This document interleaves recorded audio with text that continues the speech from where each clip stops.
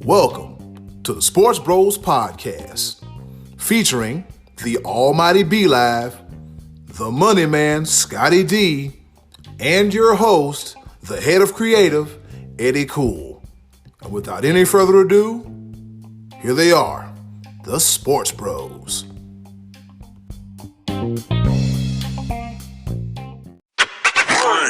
Hey, what's going on, world? This be your boy, Eddy Kool, a.k.a. the HOC, and guess what? You're listening to another episode of the SportsBros Podcast.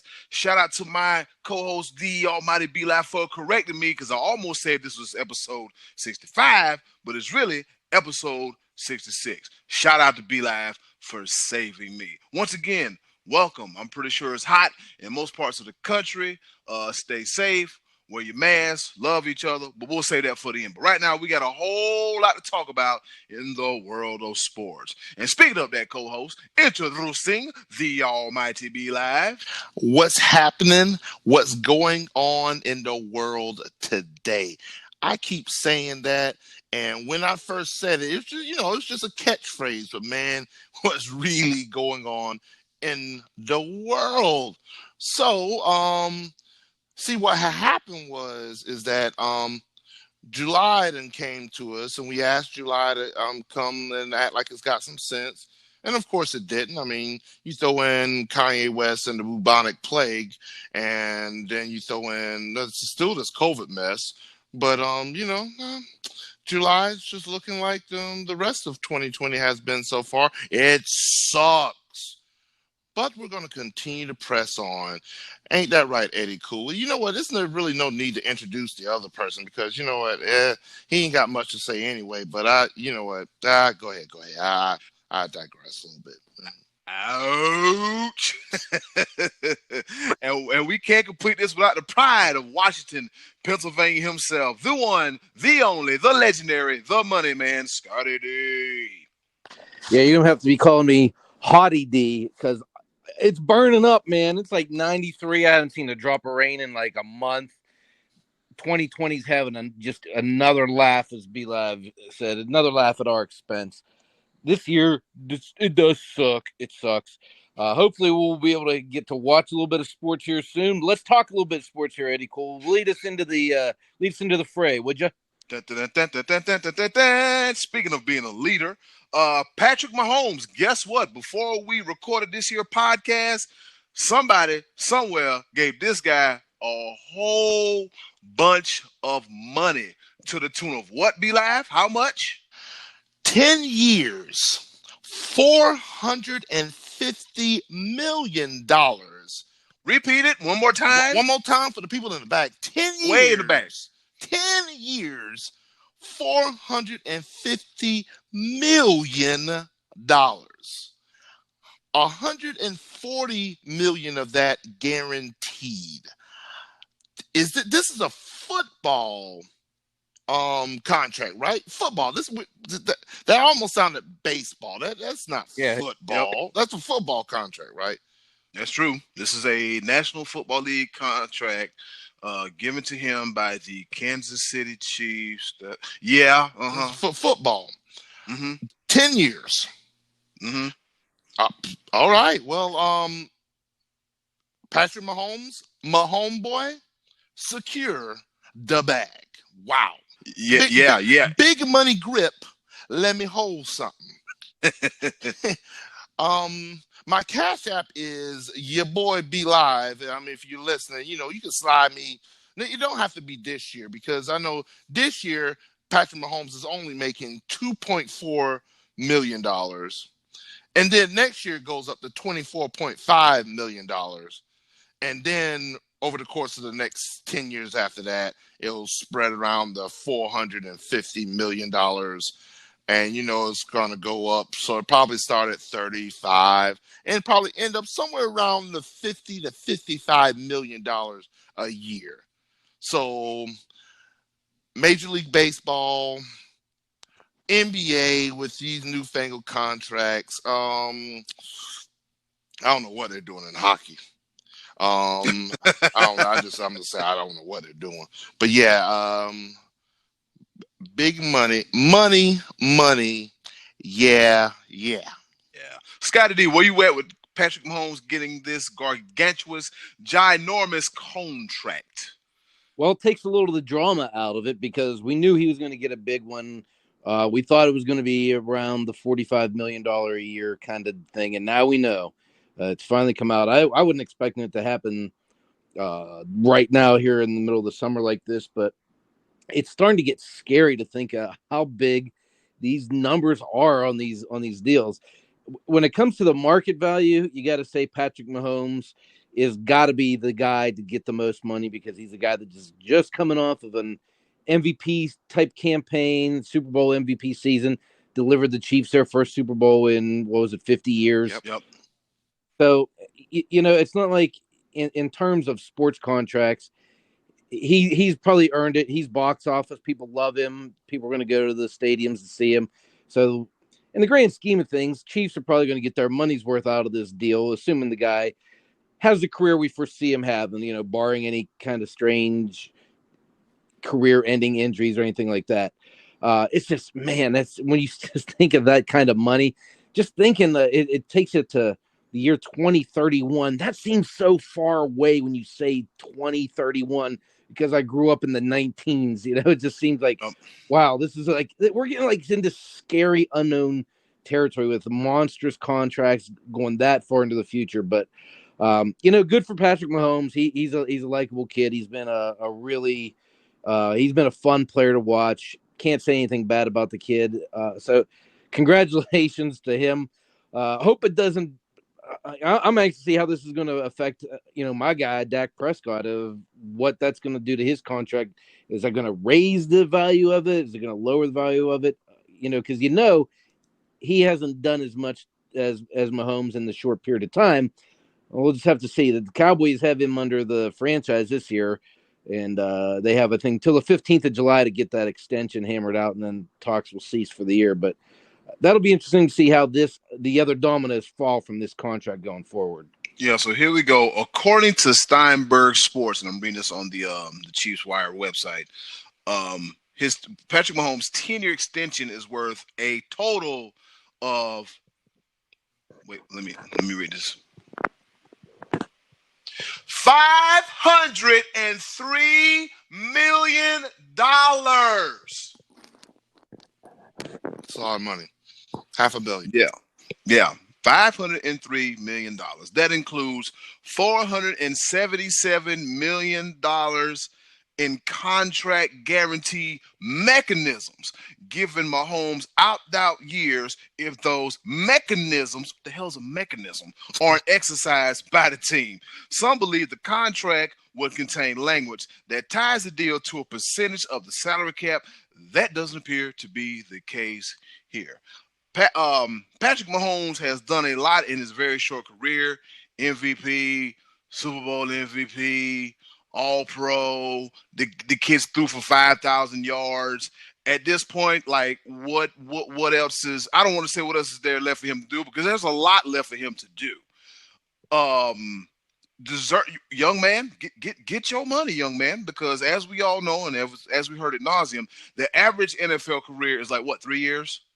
It's probably like 3 years 3 to 5 years, somewhere around there. Yeah, 3 to 5 years. I mean, just think of guys like Arian Foster that was here today, gone tomorrow, literally, and like a flash in the pan. Good, but the careers didn't quite pan out through injuries or other circumstances and situations. I mean, just think about that, man. $503 million, $500 million to play freaking football. The young man deserves it.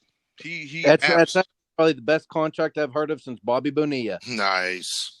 Hey, and that's right. This past the 1st of July was Bobby Bonilla Day. Bobby Bonilla Day. I should be remembering that. I don't know why.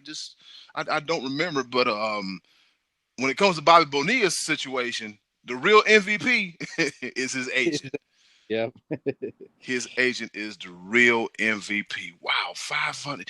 But but here's my question: what does that mean for the Mecole Hardmans and the Sammy Watkins and the Tyreek Hills and the Travis Kelce's and the field full of running backs? Moving forward. Well, as they go forward too, I think in 2 years, following the 2022 season, I want to say somewhere in there. Don't hold me to that, but somewhere there, the CBA changes, the salary cap is going to go up. There'll be more TV money coming in. So his contract is certain to be restructured several times over the course of the next several years. I mean, not the next 2 years. I don't think this doesn't kick in until 2 more years. Right. But once we get into all that stuff, he's going to actually, I think his contract, this extension begins on the new CBA or whenever that kicks in. So he'll be able to spread some money out. They'll be able to retain some more players. That's the whole danger, that when you invest so much into one individual player. I actually even heard Mike Greenberg mention in this on ESPN, the 4-letter network, the other day, and he was talking about how the NBA used to do the Larry Bird rule, the Larry Bird exception, where you could pay like one guy and it wouldn't count against the cap. And he's kind of suggested that a quarterback salary doesn't count against the team salary cap, something to that effect. And I'd be in favor of that because, your quarterback is your most valuable person on the team and you want to protect him. They made rules to protect him. They seemingly make rules up every year to protect them further because that's your biggest investment. So that's obviously where you're going to want to spend the most money. And if you find a guy like Patrick Mahomes, you want to pay him, you want to lead your team, but you don't want to invest your entire salary cap on one player. So I think that may be something that should be explored by the NFL. I don't know if it is, but it sounded like a good idea the way Mike Greenberg mentioned it the other day, where you just have a quarterback exception kind of thing and then salary cap the rest of the team. I don't know. Yep. Yeah, you have to you have to go figure something out, man. Like you said, it's a big investment to make, but then you have to think about, well, what about the other pieces of the team to help? It looks like a one-man show, but it ain't a one-man show. Because think about it. Hell, he can't throw the ball to himself. But then again, what else can this kid not do? So shout out to Patrick Mahomes for getting his money.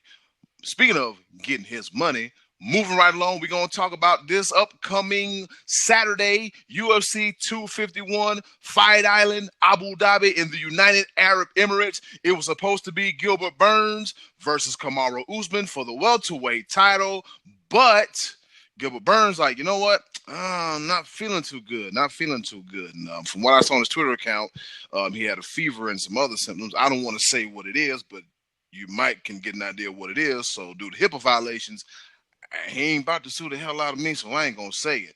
In his place, the one, the only, the BMF himself, Jorge Gamebred Masvidal on 6 days' notice. So, fellas, we have our main event set up. Kamaru Usman versus Jorge Masvidal. Who we got? Usman. I think 6 days is not enough time to prepare. Usman is a more polished fighter. Masvidal is like a blitzkrieg. Like he has the fastest knockout in UFC history. But how much skill was really involved? He caught my man napping. I don't know why he was ducking his head down and caught the knee from hell. But here's the thing. A thing about Masvidal is unpredictable. So it's going to make for interesting. And hats off to Dana White for being able to put this together. And Jorge Masvidal said it straight out. He said this fight had been talked about for quite some time, but the numbers weren't looking right. He said they weren't trying to put enough. They weren't trying to put enough bread in his pocket. But unforeseen circumstances, Dana White had to be like, hey, bruh, all right, you know what?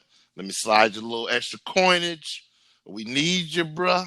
And I think it's going to pay out for UFC hand over fist because it took Fight Island from already in the stratosphere. It took it to almost intergalactic status at this point in time. Masvidal is one of those names that just brings excitement to the sport. Nothing against Burns, but it took the main event to a whole nother level. I guarantee you just gained that many more people watching this fight. We've been hearing about Fight Island, hearing about it. We're finally going to get to see it. And it's got two of the biggest names in the game right now for the welterweight championship. And I can't wait. Yeah, this fight actually, UFC kind of got lucky and backed into a blockbuster here, I think. This fight card was already lined up to look pretty good. But I don't know if you guys remember last year when, I think it was in March, when when Jorge Masvidal knocked out Ben Askren with that knee, and I said the only thing really his next move has got to be for the title. And I remember thinking, would he take another fight? Because Colby Covington was ahead of him in line and already had a fight lined up to go against Usman. I said it'd be kind of foolish for Masvidal to take another fight. He ought to just sit and wait and take the winner. Well, then Nate Diaz came up, and that was a fight he couldn't turn away for the money, the BMF fight. And then I thought, well, maybe he might get in there with Conor McGregor, and that kind of didn't materialize. So it seemed like this fight was his to begin with, and he had kind of this public falling out over the cash with Dana White and the UFC. This is the bigger name. Now, having said that, Gilbert Burns can fight, and I think that had he been in there, it wasn't just going to be just another fight where Usman goes and wins. He was going to have some trouble. I think this Gilbert Burns kid is at some point going to be the champion, and I think he'll probably at this point be slated to fight the winner of this fight because, we'll get past this Rona thing and he'll get back in the cage here probably by the end of the year. I don't know. Yeah, I think I kind of got to go with Usman if I'm going to pick a winner. I know, kind of like B-Live alluded to, it's short notice. Thing with Masvidal is he's just a battler. I mean, this is his life's work is to do this. He even said he's comfortable being uncomfortable. So I don't think this quick decision to fight is going to be that big of a factor to him because he can get in there and mix it up. But, he had a hot year in 2019. I mean, that's really what puts his name up there as far as being able to be a box office draw. He has 48 career fights. That's the longest. He's had more fights before receiving his first title shot than anyone else. I mean, he's no one has waited so long at 35 years old to have their first title fight than this guy has. But then Usman's got a 14-fight winning streak on the line as well. So this is going to be a very interesting clash. I can't wait to watch this fight. I love when you get two big names that get in there together and get it on. I'm really excited to watch this fight. I mean, it's a good card. You got Volkanovski and Holloway. That's a rematch from a title fight in December. And Peter Yan and Jose Aldo, they're fighting. This is a stacked card, guys. This is going to be a lot of fun to watch. All right, Scottie D, and as you said, he has a stacked card. You got Usman Masvidal. Then we got Volkanovski. I know I messed it up, but we're going to keep it rolling, versus Holloway. Then we also got Yan versus Aldo, Jessica Andrade, and I owe her this one for last week because I destroyed her name, Rose Namajuanis. Last week I said Rose Mamajuanis. Rose, please don't come beat me up. And then we got Amanda Ribas and Paige Van Zandt. Didn't she quit fighting to pursue modeling or something like that? Or she was pursuing me. No, she was not. She was pursuing me, and we broke up, and she's going back to fighting. But it was nice while it lasted. She's beautiful. I just had other things on my mind. So Paige Van Zandt is in the cage, boys. Yeah, she's back in the cage, and Scottie D, even a broken clock is right twice a day. But it bees that way sometimes. But yeah, fellas, I did a thing this morning. I signed up for the Hulu Disney Plus, the Hulu, the ESPN and Disney Plus package. So we probably gonna be watching the fight.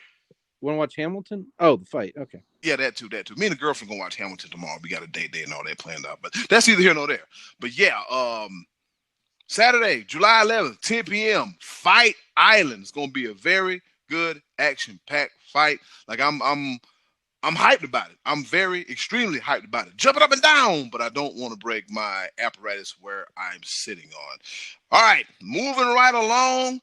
The team formerly known as the Reds, the football team in Washington, they face a litany of scrutiny over the past handful of days as Nike, FedEx, and Pepsi, they told the Washington Redskins, you know what? I think it's about time you change that name. You might need to fix that. So much to the point to where when you go on Nike.com and look up Washington Redskin merchandise, it ain't there no more. It ain't there no more. So, fellas, this has been a topic that's been opined upon seemingly every year, every day, and it never went away. And now I think something may finally happen. Due to the social climate and everything, it's just, hey, it's enough, and it's time for a change. So the potential name change for the Washington Football Club, if you will, what do you think about all this coming to a halt now, coming to a head?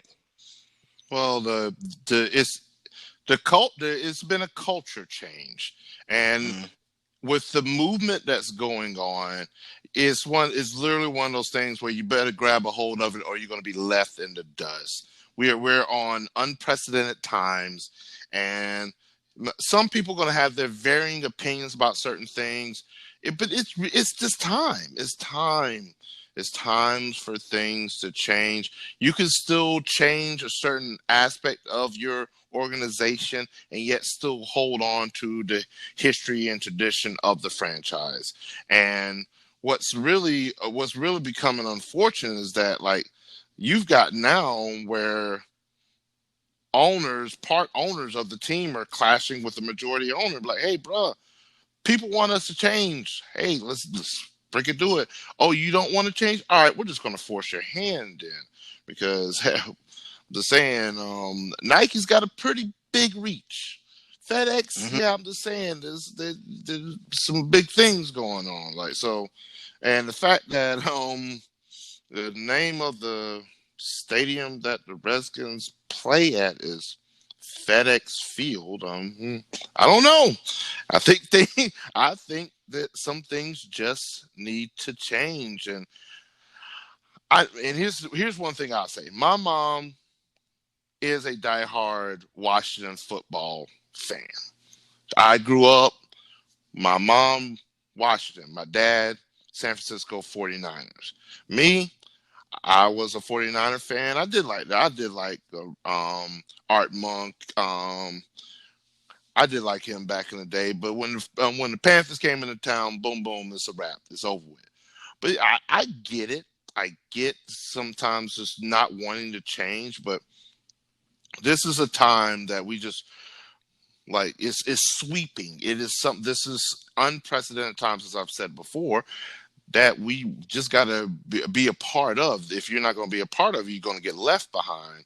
And there's way too much at stake to be left behind, because you don't want to alienate your fan base. You don't want to alienate just people in general, because you want to hold on to something that could be slightly offensive. And I mean, it's something about what, though, huh? It's a new day and age, I guess. Yeah. I mean, watch. They had a baseball team at one point that were the Senators. They now have a team called the Nationals. Mm-hmm. They had a basketball that was at one point the Bullets. Yep. Mm-hmm. They're not a Wizards. We don't know what the football team's going to be named, but we have some suggestions, though, huh? Yeah, we got some suggestions, but before we get to those suggestions, let's talk about the ineptness of Daniel Snyder. Okay, he got the team in '99. The team is like the only time, when the team was good? When Joe Gibbs came back for a second run. Okay. You had, what's the coach name? Mike Shanahan, and they pretty much destroyed RG3's career. The boy ain't been the same since, okay? You had your franchise quarterback. I said to myself, when they played the game against the Saints, I said, this ain't about to be your daddy Redskins here. This is a whole new different team, whole new fresh outlook. And for the first time in forever, they look good. But between that situation, this whole name change situation, and let's not forget the whole Trent Williams, I want out, you going to hold me here situation. Daniel Snyder, sell the team. Give it to somebody to give a damn, okay? Please. Yeah, it's been a long time coming for him to let it go. I want to put him up there with what's my name? He was a former Clippers owner. Sterling. Yeah, he beat Dan Snyder. Just let it go. I understand. Hey, look at it this way. Right now, the Washington football team, according to Forbes, they are worth $3.4 billion, the seventh most valuable franchise in the NFL. I mean, it's a staple, and it's one of those things. They've been able to benefit off the fact of the rise in popularity of football. I mean, the Panthers went for $2.4 billion, and they're worth more now. The most valuable franchise, I don't want to say it. I'm not. No, we're just gonna move past that. We don't need to know that just because I don't want to hear any of that noise over there.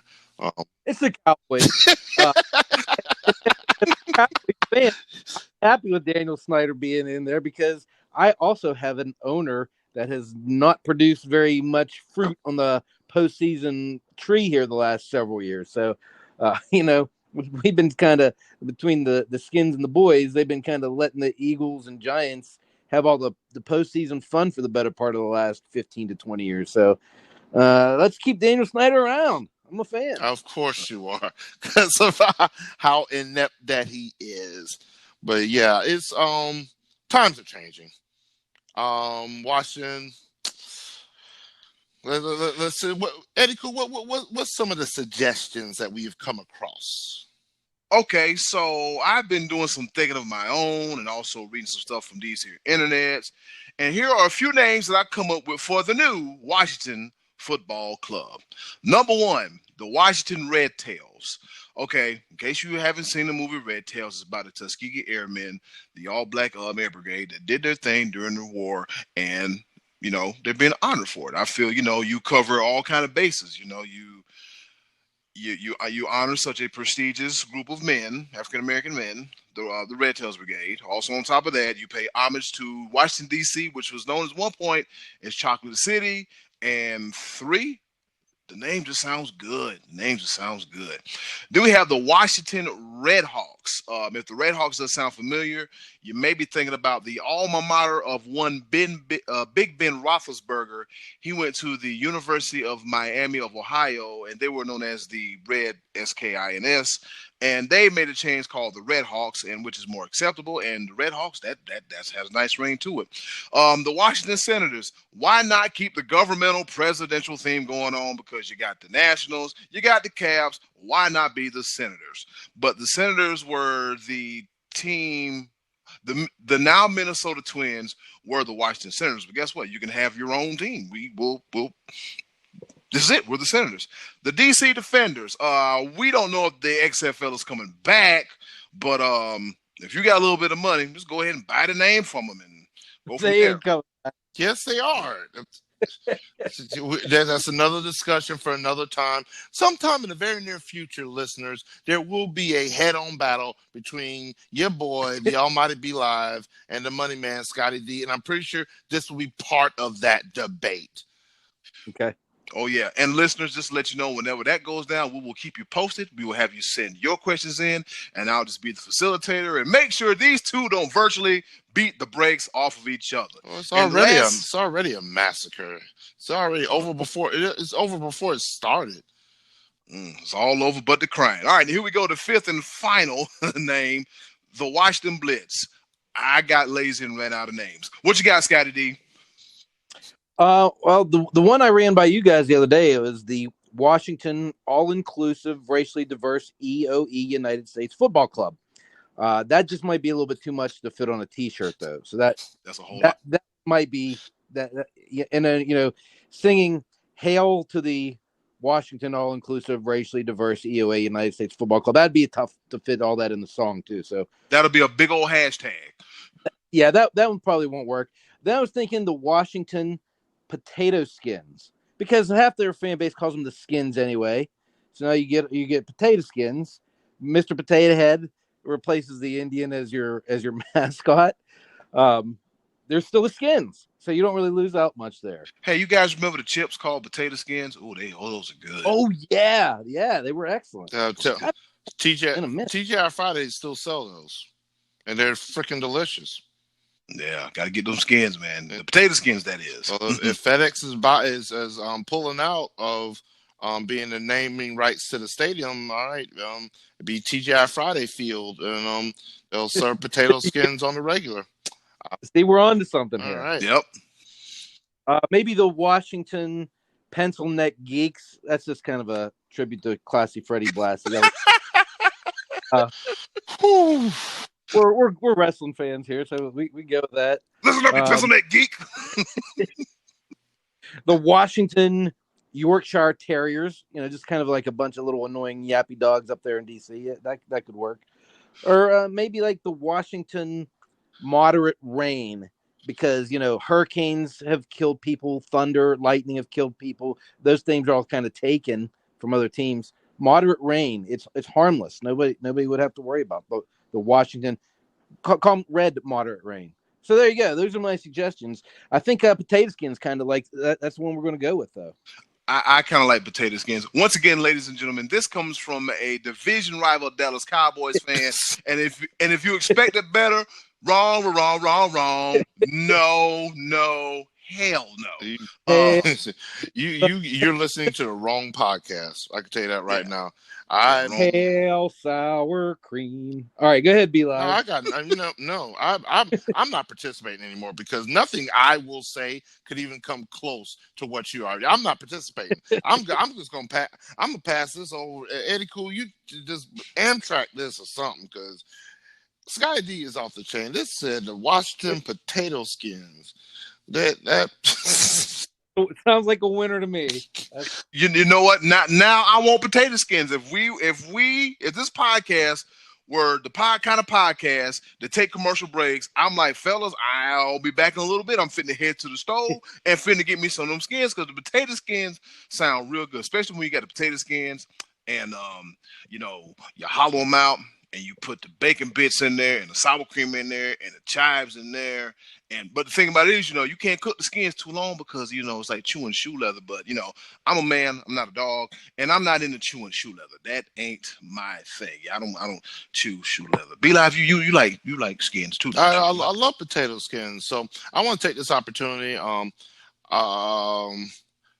TGI Fridays, we need a check. Idaho Potato Company, we're gonna need a check, or Ida, or Ida. Yep. 2 states, Oregon, Idaho. That works. I like that. So you just throw that over. Your boy be live. I'll make sure he gets to the rest of the sports bros.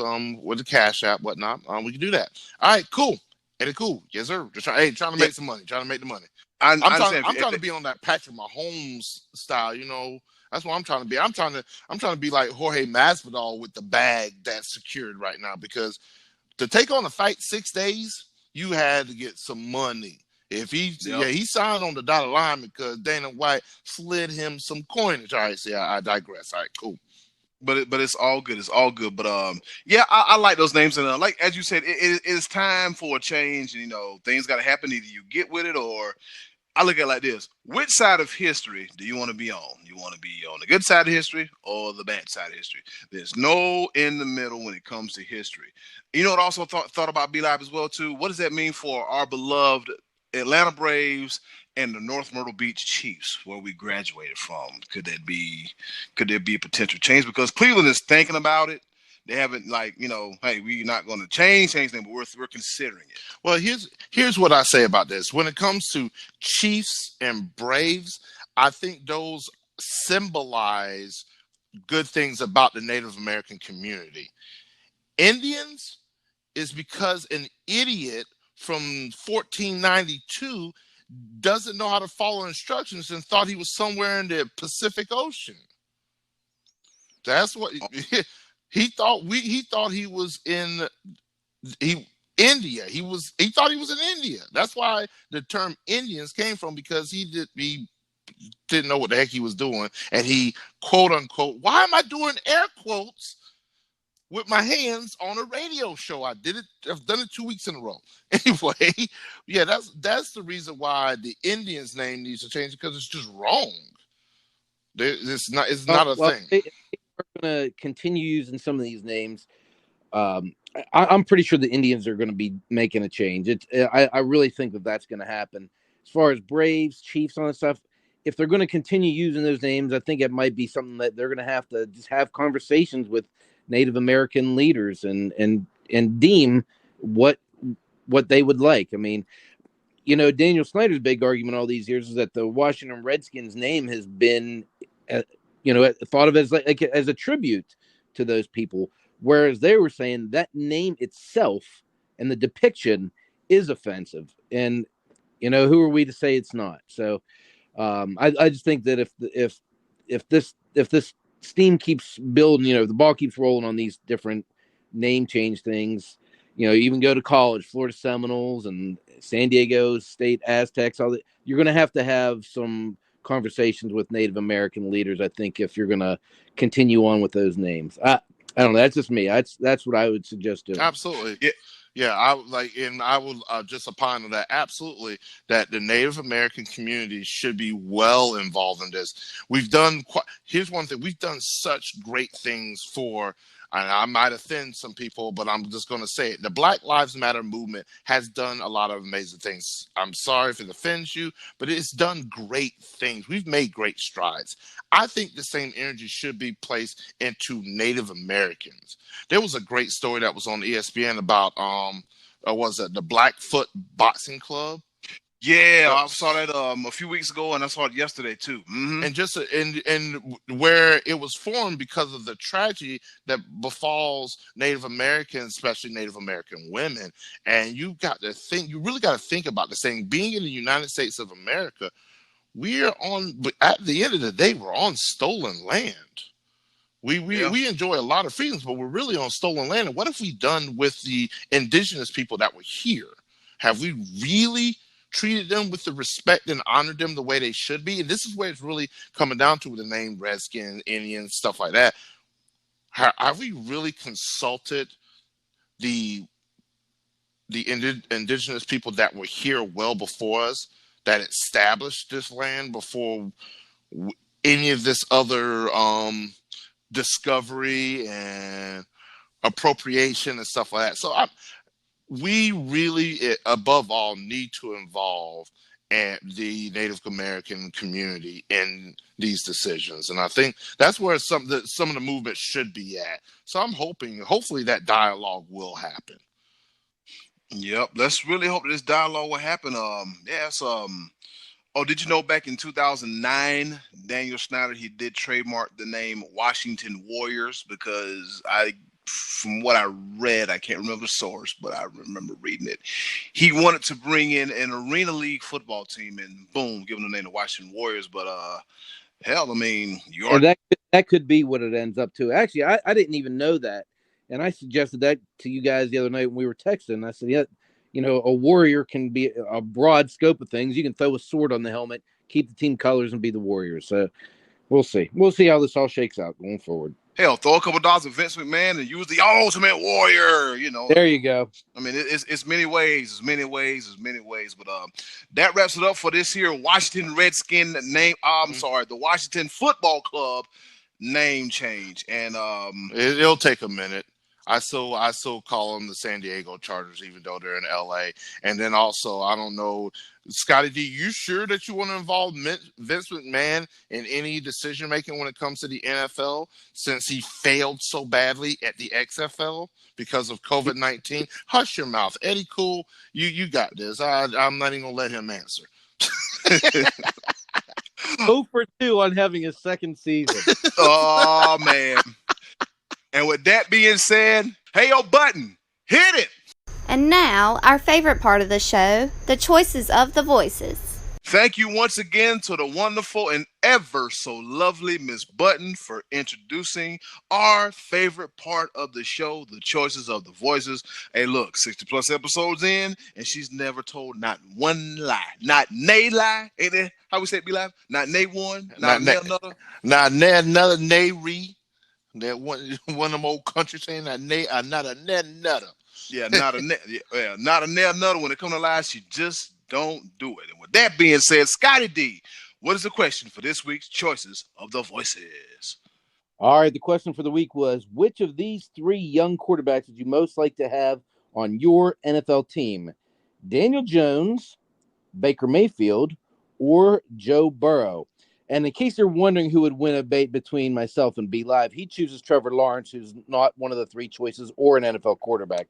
So that just goes to show you his mindset. But anyway, let's see what we got here in response to those 3. I mean, I know there were other young quarterbacks. He could have thrown in Kyler Murray, Dwayne Haskins, some of these other guys. I just chose those 3 just for the sake of a little discussion there, as far as guys that were already in the league, slightly flawed, or a guy that's coming through that's highly touted. So Eddy Kool, tell us what happened. Tell us what our answers are. All right, so here we go. We got Corey Rayner. He said Mayfield, Baker Mayfield. He said, guy just has what it takes. I think with Baker, as far as he goes, if he gets some stability in coaching and an offensive coordinator, he can make some things happen. That's my opinion. All right. And then she got Lisa Moore. She says Ira, which I assume is her mate, he picks Baker Mayfield as well, too. So that's 2 for Baker. We got Joe. Speaking of Redskins fans, we got Joe Gafkin. He said Dwayne Haskins, hashtag hail to the bleep bleep. Yep. All right. And then and then we have Uncle Max. He says Daniel Jones. He tells us why. He says he showed us promise last year on a pretty bad team. I think he will show marks of improvements this year.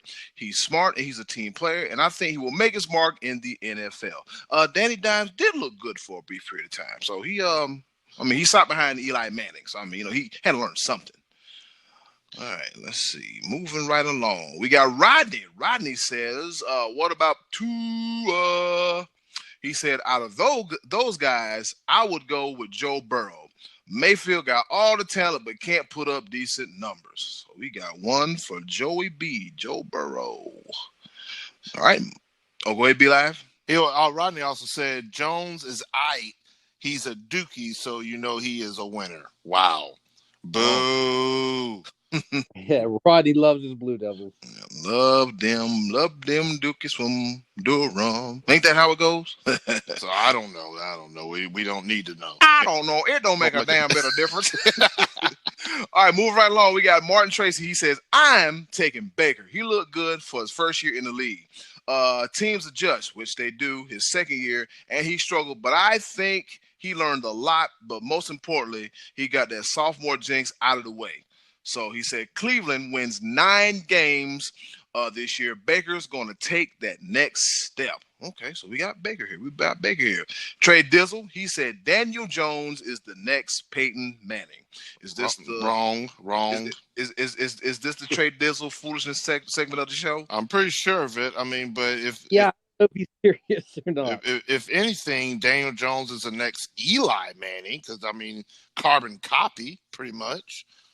So that's exactly what they were going for when they drafted Daniel Jones. They really, really wanted an Eli lookalike. Just saying. Put the 2 pictures together. I have to pull up. I think I made an old meme a long time, a bit ago about Daniel Jones and Eli Manning, putting them 2 together. They literally look the same. You remember when they drafted him, we was like, who? Daniel Jones. Who? 28133. Oh, gimmick infringement. Can't do that. All right, we got Louis Carpenter. Louis said, not sure if you saw it, but I waited on rookie linebacker Tanner Muse from Clemson. Your boys be live at Chuck's Steakhouse. He was a gentleman and even took his time to let me get a picture with him, and that was so cool. Didn't give us a quarterback answer, but it's all good. It is all to the good. We appreciate good sports stories, too. Because at the end of the day, all roads lead to Clemson. Yes, sir. My man, Louis Carpenter, coming through in the clutch. All right, so here we go. All right, so from the looks of it, shout out to Corey, Lisa, Joe, Uncle Max, Rodney, Martin, Tracy, Trey Dizzle, and Lewis for their participation in this week's Choices of the Voices. All right, so action-packed edition of Choices of the Voices. Scottie D, out of the tree, who did you pick? Well, I'm going to eliminate Daniel Jones for one reason, and that is because Jason Garrett is heading there to be his offensive coordinator. So I'm going to have to scratch this as I'm done with Jason Garrett being in my life. So I'm going to say that Daniel Jones will not develop as much as necessary with Jason Garrett and Joe Judge coming in to be the coach of the Giants. Mike Judge. Oh, shut up. Football. So, I really think Baker Mayfield's biggest asset is that he's a guy who really has a lot of desire and fire. He's been immature, but I think he has what it takes to be a leader. I think he showed that at Oklahoma. But Joe Burrow to me looks like the new shiny toy ready to come out of the box. And the way he dissected Clemson last year in the national championship, I think I got to go with Joe Burrow. Oh, you dirty bastard! Well, that's not that necessary. kind of came into my mind. You guys did some Clemson planning in my mind there, but and here's why. Clemson has traditionally the last several years had an incredibly stacked defense, and this kid, he really looked good against them in the biggest game of his career, and he just looks mechanically sound. He looks like he has the tools. He can run a little bit. He has a lot going for him, and I have to see Baker Mayfield mature a little bit more. I think Burrow already seems to me more mature. I mean, we'll see. We don't know enough about this kid just yet. But I like his potential. I think he mechanically looks like the best of the three. What do you think, B-Live? Oh, yeah, you're wrong. Yeah, and Okay. I'm gonna explain why. I'm going to behave. I'm going to behave. I'm going to stay within the realm. What? You're going to behave? That's no fun. No, I know, go ahead. I know, but I'm gonna stay in the realm. I'm gonna stay in the realm of the question. I thought about it. And I do have analysis of the three quarterbacks that are picked. I'm gonna wait until next year when Trevor Lawrence goes number one. I'll wait. So when it comes to Joe Burrow, he did amazing last year. I'm not going to take anything away from the dude. Absolutely amazing. Took college football by storm, deserving of every accolade that he got. The reason why he will not succeed is because of the team that drafted him. The Cincinnati Bengals have been just how do best describe the Cincinnati Bengals? Dumpster fire. Bad, horrible, atrocious, ungodly. I don't understand how they could have. They've had the talent. God bless Marvin Lewis. What were you doing? Y'all had talent. Y'all were a good team. They made the playoffs quite a few years, but never won a playoff game. Patrick Mahomes wasn't even born before the last time the Cincinnati Bengals won a playoff game. Repeat that one more time, B-Live. Patrick Mahomes wasn't even born before the last time the Cincinnati Bengals won a playoff game. AKA the $500 million man. Right. Mm-hmm. So, and I think part of Joe Burrow's success was his wide receiving core. With Jamar Chase and Justin Jefferson at LSU, those guys are legit. They pieced apart. I'm going to say it. You're going to hear it. They pieced apart Clemson's secondary. And Clemson's secondary was supposed to be the strength of their defense last year. We lost our defensive line, and our secondary was supposed to be the strength of Clemson. And we could not jam their wide receivers at the line. They kept getting over the top of us, and Burrow did put the ball in their hands. And I just had to sit there and watch it. But I don't think he has that same success with, I'm telling you this right now. LSU last year had better receivers than an NFL team has right now in the Cincinnati Bengals. So it's going to be a mess behind that offensive line, which is just awful. And who's he throwing the ball to? I mean, it's just. They got AJ Green, right? Yeah. Tyler Boyd. Those are a couple good receivers. AJ Green and Tyler Boyd. Yeah. It depends on how healthy AJ Green will be. But yeah, nothing to take away from AJ Green. Absolutely. And Tyler Boyd is freaking lightning quick. So I will say the jury's still out, but it's still the Cincinnati Bengals. When it comes to Cleveland and Baker Mayfield has a slight bit of potential, but he falls in that same boat as of the franchise that drafted him. Are they going to put the offensive minds together? Because when you have Odell Beckham and Jarvis Landry as your wide receivers and you can't get them the ball, and also Tyler Eifert's with Cincinnati, right? Yeah, you're probably talking about Austin Hooper. Yeah, okay, but I mean, you have a luxury of talent to throw the ball to, and you can't manage to stay off your backside and everything that second year. Yes, it's a sophomore slump, but we get it. I don't know. I honestly think Danny Dimes would be my pick out of the three. I think that because that was one thing that decimated the Giants last year was their entire receiving core was injured last year. If y'all remember a year ago, we were talking about this, how their entire receiving core was injured at the beginning of the season. So it wasn't a good setup for Danny Dimes, and he still did some things that we didn't expect him to do. I think he's a more pro style quarterback, which leaves less room for error in the NFL that we see today. Yes, it's great to have a dual threat and this, that, and the third. Dual threat seems to be the better option with RPOs and stuff like that. But I think there's less room for error when it comes to Danny Dimes and hopefully having a healthy receiving core. So Danny Dimes would be my pick out of the three. Well, that leaves me. As we discussed last year about Danny Dimes, he walked into a situation where, hey, wide receiver who? I mean, I think they were picking up dudes off the side of the street and say, can you run a fly route? How are your hands? You got quick feet? Good. See you at training camp in the morning. So Danny Dimes had that issue, but still he was able to put two and two together. But guess what, though? He went through a change in head coach and offensive coordinator.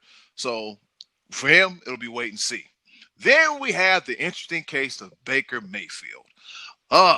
Similar to Danny Dimes, only thing about it was he knew his wide receivers coming into the season. Beckham, Landry, and as you mentioned, he now has Austin Hooper. David Njoku, he demanded a trade, but, it is what it is. And then you got Nick Chubb at running back, which I was so glad when he left Georgia to go to the NFL. I told him to his face. But anyway, that's neither here nor there.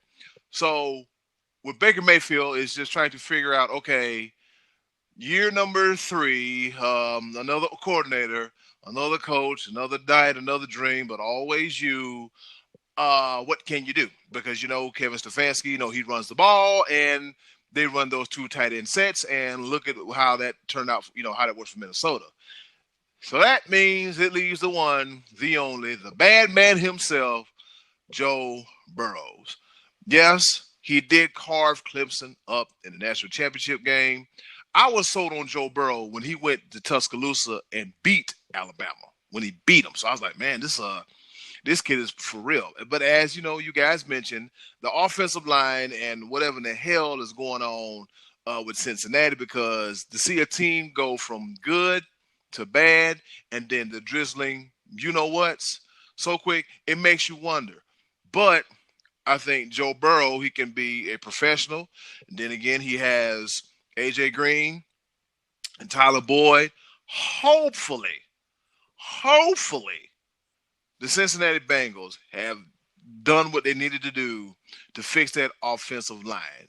Because when it comes to ability, and you guys have heard this ad nauseum as well too, the only ability is availability.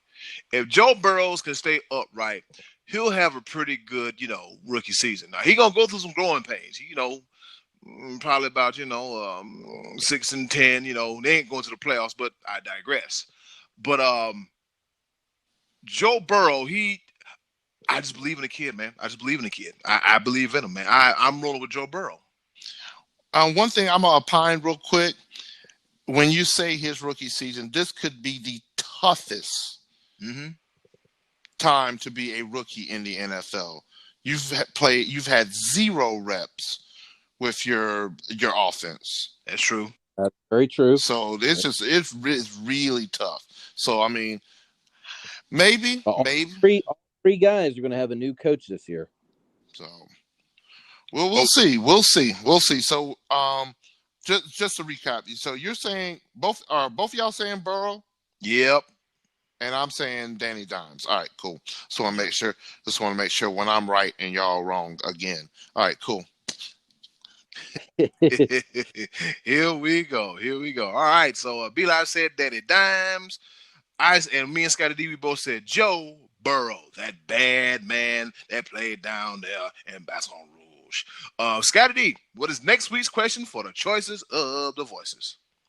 All right, well, we're going to stick with an NFL topic and ask, who is the most compelling new NFL head coach of the 2020 season? Who do you think is going to be the most interesting situation to watch? And there's 5 to choose from. You got Matt Rule with the Carolina Panthers.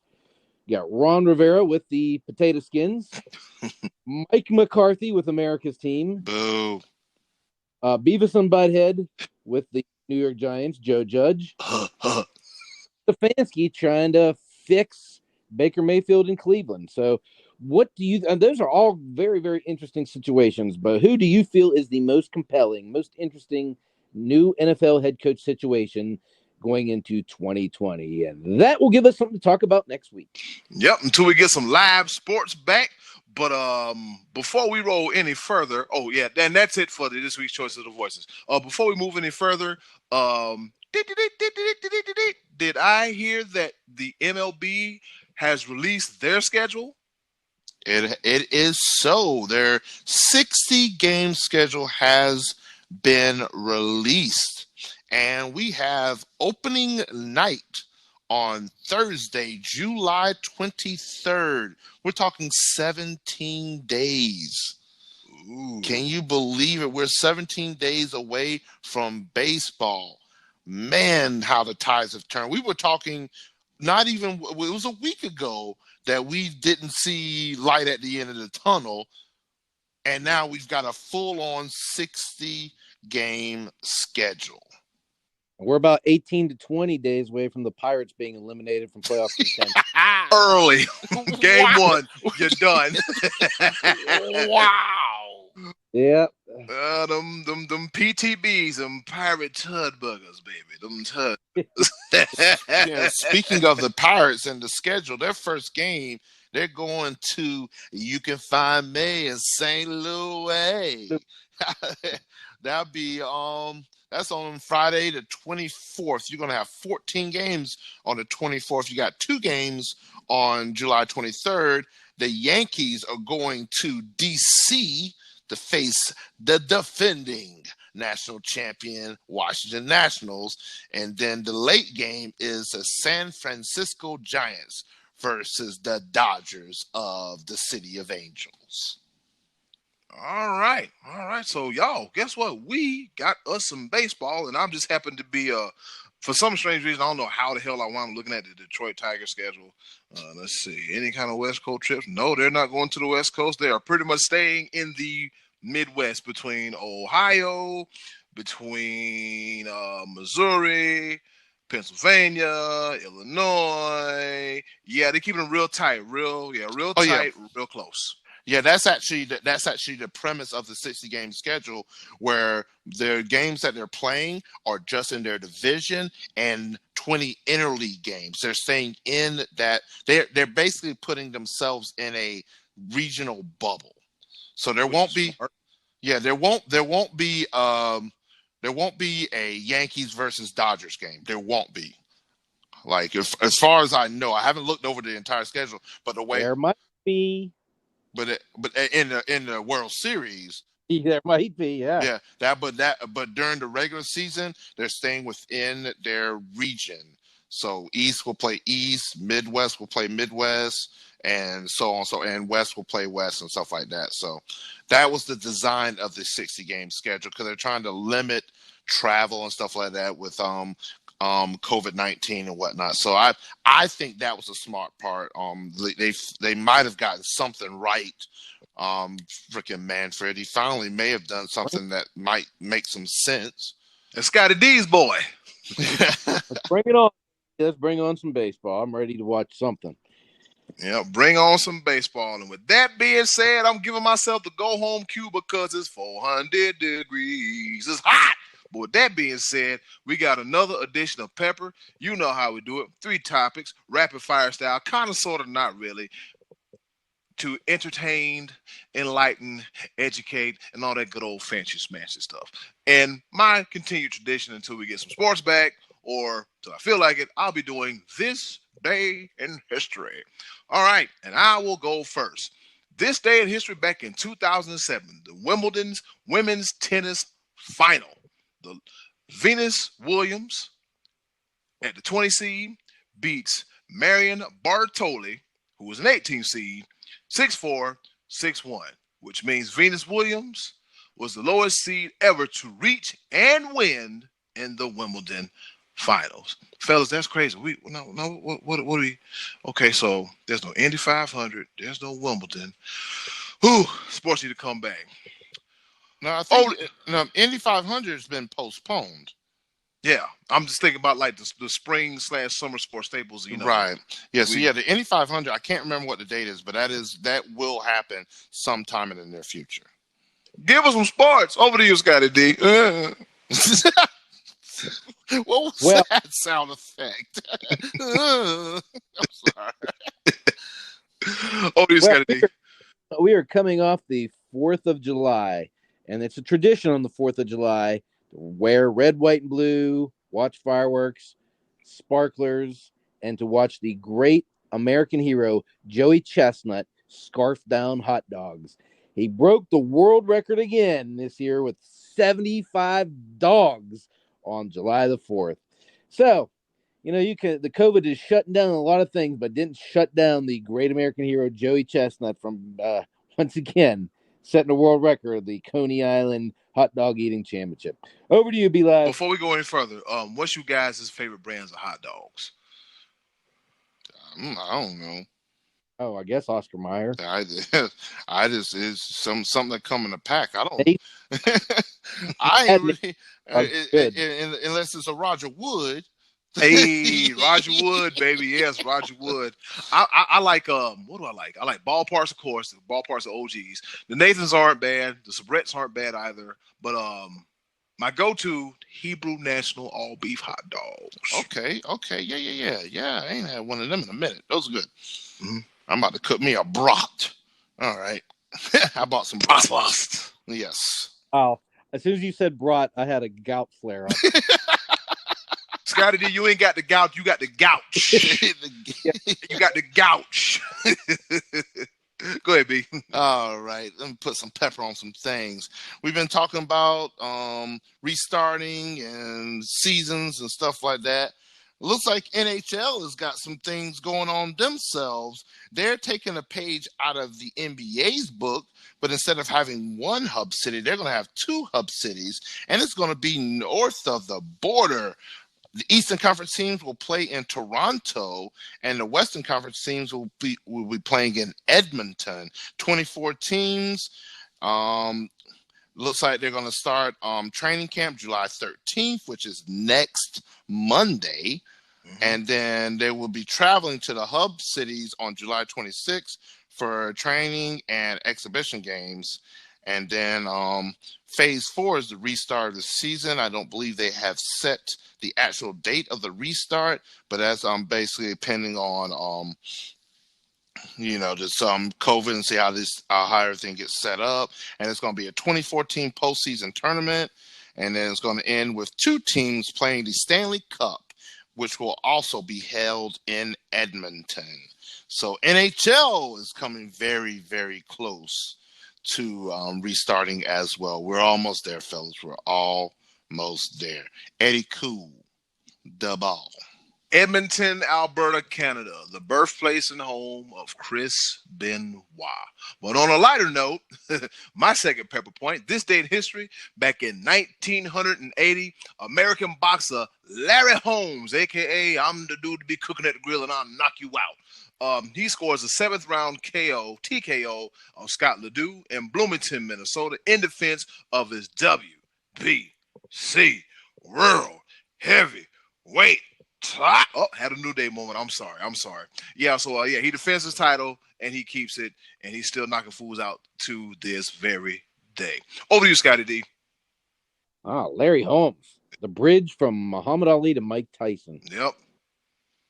All right, so once again, we had another PGA event this past weekend. Was the Rocket Mortgage Classic in Detroit, and Bryson DeChambeau, who is pumped up like Hulk Hogan at this point. Brother. He was the winner at 23 under. Bryson DeChambeau has gotten so large. He's hitting like 500-yard tee shots.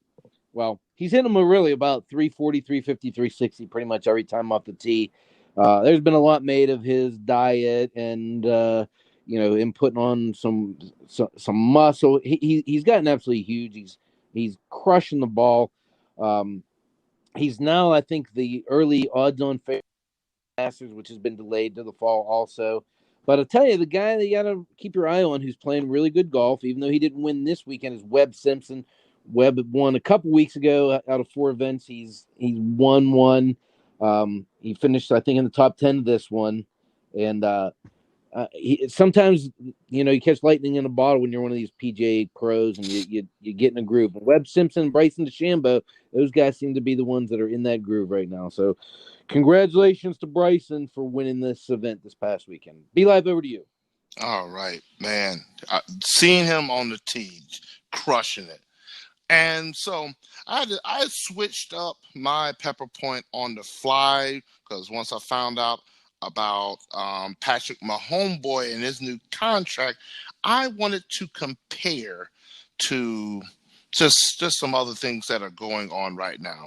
So with the 10-year, $450 million extension that Patrick Mahomes got, that's an average, just real quick, of $45 million a year. Wow.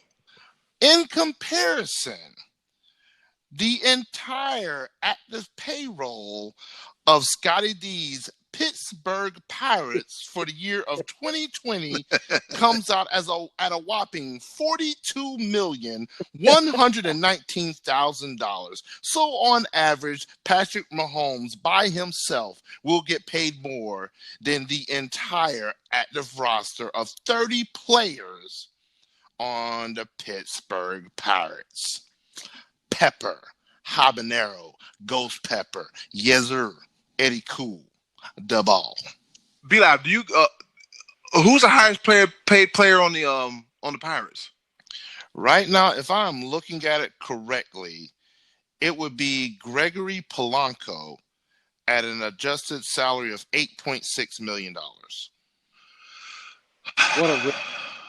Josh Bell is making $4.8 million. Adam Frazier, $2.8. All overpaid.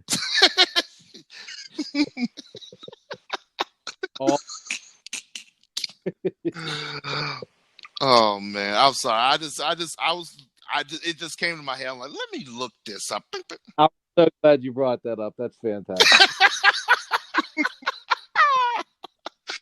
I just need to know, for one man to make an entire roster's, cumulative salary, I just need to know who's the highest paid player on the team. I can't even talk. But anyway, since you gave me the ball, fellas, guess what? Let's wish a happy birthday in the big baseball diamond in the sky to the one, the only, the legendary Satchel Paige. All right. Happy birthday to Satchel Paige. He was born in 1906 on this very day. He was a 5-time Negro League All-Star, a 2-time Major League Baseball All-Star, and a Baseball Hall of Famer. And also on this day, back in 1948, the Indians shocked the world, Craig, by signing 42-year-old veteran Negro League pitcher Satchel Paige. You get a double dose of a happy birthday and another pepper point for the one, the only, Satchel Paige. They said when he came to town, everybody came to see the legendary Satchel Paige. So, Scottie D, I throw it to you. All right. There we go. All right. Shifting over to the to one of the other Pittsburgh sports teams. I hate the Pittsburgh Steelers with the white hot passion of 1,000 suns. Ooh. That's a good one. Yeah. But I can't help but root for James Conner. James Conner bought his dad a brand new truck last month, and if you see the video of him giving it to him, it's really super cool. I mean, it's nice to see this kid do something so nice. Well, he outdid himself this month by last week getting his mother a new home, and that video also is available. I saw it on the 4-Letter Network and a couple of the local Pittsburgh news outlets here. But this kid has been wonderful for the city of Pittsburgh. He's a Pitt product. You know, he's beat cancer. He visits hospitals. He's towed the line. Been a great teammate from all accounts.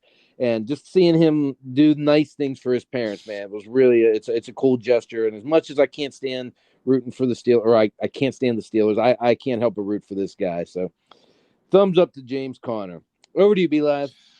Oh man, I'm gonna end this on a somber note, and it is not sports related, but this is one that is near and dear to my heart. Anybody that knows me, that has known me over the past 18 years, you've ever heard me sing karaoke, I have one go-to song. And on Monday, Charlie Daniels passed away at 83 years old. So an ode to him, and the fact that I get the chance to be on this podcast with two of my fellas that have seen me sing my heart away.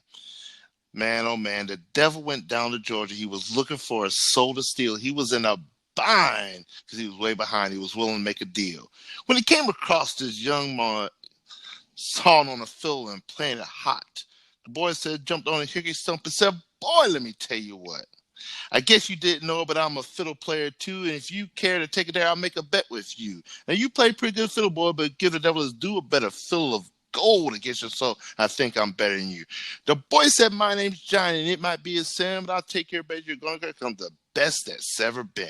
Charlie Daniels, one of the best that's ever been. Man, hit me to my core. Charlie Daniels, 83 years old. Thank you. Thank you. You introduced me to country and broadened my horizon of music, and I thank you for it. And I'm going to continue to sing your song until I can't sing anymore. All right, B-Line. That is your trademark song, brother. That is it. Hey, didn't you sing that in San Diego? Yes, I did. I was like, you sang in San Diego too? Yep, you did. Mm-hmm, mm-hmm. I've sang on the East Coast, the West Coast, all up the East Coast. I can't even remember. I'm pretty. It's at least 9 states. Any place I've had a chance to sing karaoke, I've sang that song. That is my go-to, and it gives the shock and awe factor. What, this big black guy knows every word to Charlie? Yes, yes, I do. Yes, I do. And just true story. I first heard the song with my college roommate when I was at the Naval Academy, and I actually first heard the song in 2000 with my roommate when my freshman year at the Naval Academy. I heard the song and I was like, I like that song. And ever since then, I memorized it. And one day in Little River, South Carolina, at the Varsity was our first time ever performing that song back in early 2002. They might have allowed me to go in there and drink underage because they thought I was of age.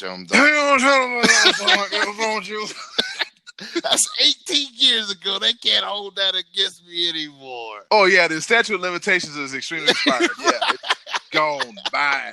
Leave me alone. I think The Devil Went Down to Georgia is probably my number one country song also, and every other country song is tied for last. It's really one. And me, it was a joy for me just being on stage, whether it was Scottie D at Overtime Sports Cafe in North Myrtle Beach, South Carolina, and he had don't start crying, and he had the props on the stage where he had you remember Scott? The inflatable guitar, the inflatable sax. Yeah. Yeah, about 2.5 pitches in. I'm gonna come play the violin. Okay. Moments. Thank you, Charlie Daniels. Oh man. God. Thank you for bearing with us here this week. We appreciate all of our listeners. Thank you for staying with us here. Like I said, we've posted this on Facebook before. We mentioned before. It's not that we're not up on politics and social issues, but you can get enough of that on ESPN, Fox News, CNN. We just try to stray away from that. We may brush up against it like we did on this episode, but you can see we want to have fun and be different from those other guys. So thanks for for bearing with us here. Thank you for listening. And bet you done more laughing here than you have in the past 4 days. Huh? Yeah, exactly. Oh, man, this is... I love every single week. I love it, man. The highlight of my week begins when we record on Monday, and I get more fresh material to attack Scottie D and his ineptitude when it comes to sports analysts. Oh boy! Max Speed Chop have potato skin? No, they do not. No, sir, we do not. We do not have potato skin. How about brisket? Of course we do. Barbecue? Yes. And with that being said, we get ready to get up out of here. This has been another episode of the Sports Bros Podcast. Be Live, where can they find you? As I mentioned before, you can find me. No, I ain't going to do it. I already did it. It's already done anyway. If you go, you better wear a damn mask, but go ahead. But yeah, check me out.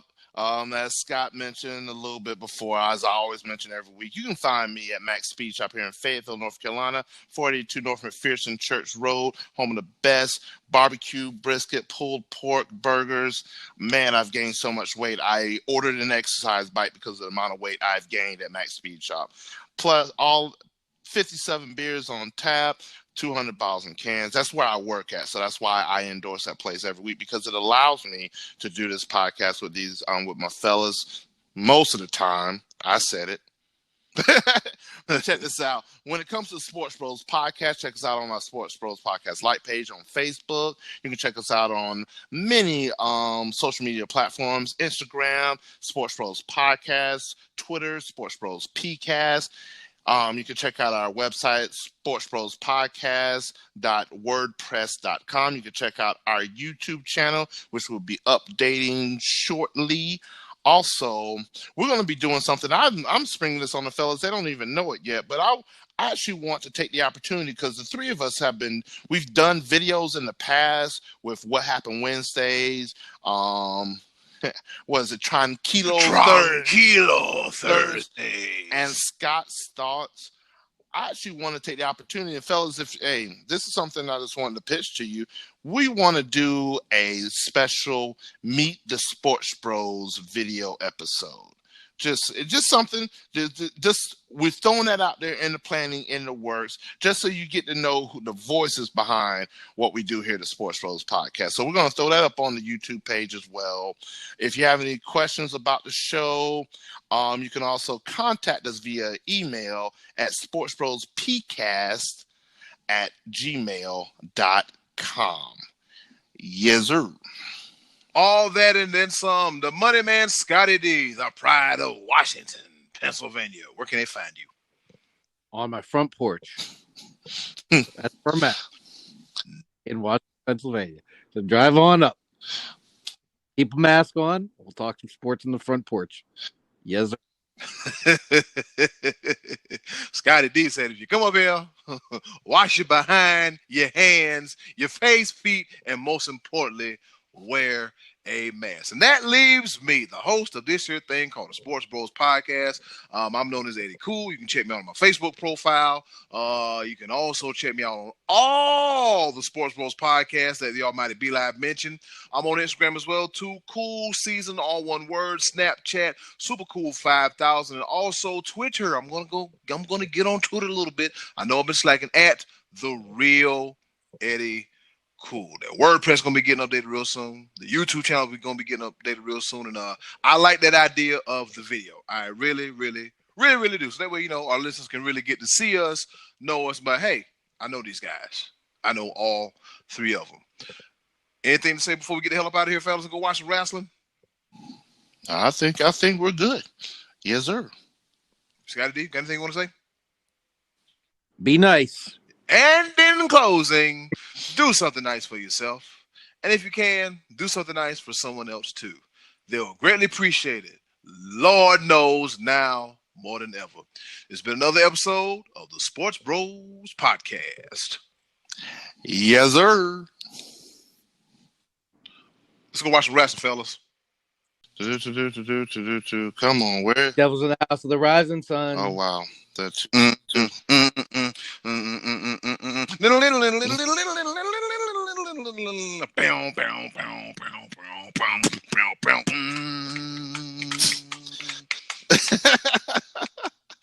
I always feel like somebody's watching me.